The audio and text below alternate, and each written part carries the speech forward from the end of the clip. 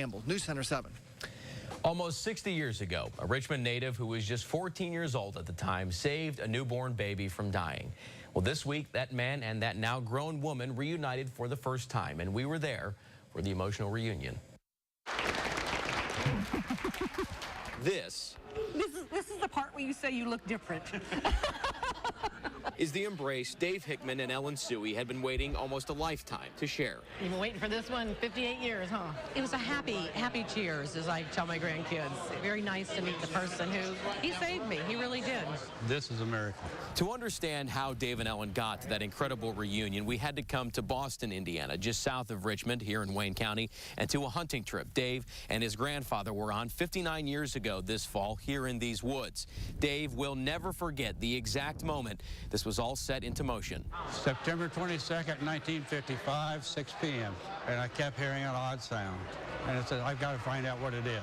Dave walked along a fence line and found baby Ellen in the woods. She was wrapped in a towel. She was soaking wet. Her lips were blue. She was bleeding on the left side. And she was cold. I'd been there 12 to 24 hours. It had rained.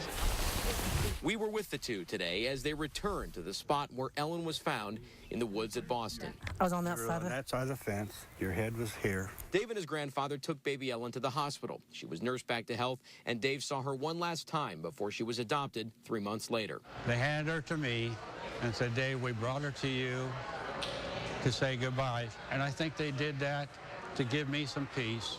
They lost touch and spent decades looking for each other.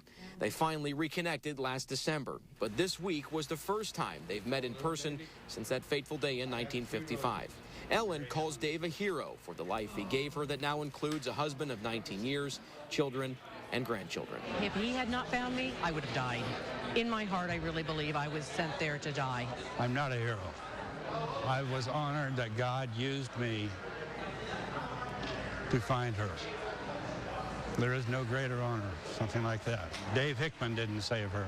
God saved her. At first there was cheers, but I mean, over the years I've learned to accept that this was just all meant to be. This was a terrible beginning, a tragic beginning. Someone trying to kill a baby, but it ended up in a fairy tale with an extremely happy ending. In Richmond, I'm John Bedell, News Center 7. And I can tell you, after meeting them, two of the nicest people you could ever hope to meet.